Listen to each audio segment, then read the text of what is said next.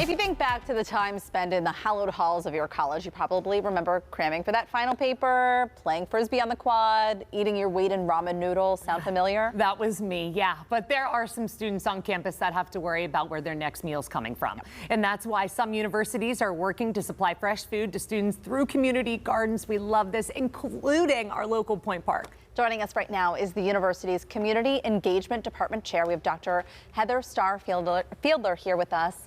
And this is such a great concept. This is new this year at Point Park. Yes. Tell us more about this. We've been trying to get a garden for years and years, but we're obviously very space challenged downtown. Being downtown. So finding an appropriate space for the garden and then funding to actually get it ready and plant the vegetables was something that took us a little while, but we got a grant from the State Department of Education, which was geared toward universities who were helping to bring food to their students in different ways. And we were able to partner with the Western Pennsylvania Conservancy to help us bring this garden to life. Oh, wonderful. Congratulations. It's an actual urban farm. We love having that local.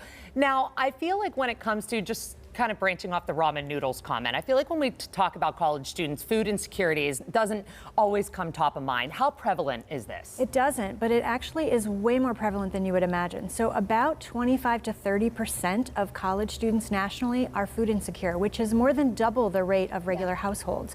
So, you know, just because somebody graduates from high school and goes to college doesn't mean they're suddenly going to get access to food. And in fact, it's even worse because college is expensive. And so they're spending their money on books and supplies and tuition, and then food comes last often, and that's a problem. Right. So in addition to the community garden, which what did you plant in the community garden? Lots of vegetables. We planted everything. So the Conservancy was really great about thinking how we could combine both vegetables and herbs together. So we have basil and tomatoes in the same little garden plot. So it's really great, and we've been watering it all summer, and our staff has helped out with that while the students weren't there, and things are growing, and we have actual vegetables there now. So in addition to this, you also, though, have a pantry. We do, yes. We've had our food pantry for many years now. We were one of the first in the region, and we're expanding it this fall into what I like to call a little corner store or bodega, so that students can just walk in at any time and grab you know, a thing of yogurt or a banana or a granola bar rather than having to sort of place an order and wait for it to be ready. Wow. Wonderful. Talk about the convenience. Why do you think that this has only popped up at a few universities around the country? Because it feels so important. Now now just about every university has a pantry. So when we started our pantry, which was 5 to 7 years ago, we were sort of on the early edge here in Pittsburgh, but now it's actually very common for universities to recognize that collegiate basic needs are a thing we need to be talking about and we need to be working toward helping to solve. And so everybody's really doing this hard work right now. So in addition, because you're talking about other collegiate needs too, so in addition to the pantry and now the community garden, there are other things that Point Park is making a priority too. Absolutely. So we really have relied on the State Department of Education, and they have a new initiative called PA Maslow, which really helps define what basic needs look like for a college student. And it's what you would think of, things like transportation costs, housing costs. Many students are housing insecure, which means they might be able to afford their rent but not their utilities. Right. Things like adult student needs and safety and belonging, making sure, especially in a downtown campus, that students feel safe and secure.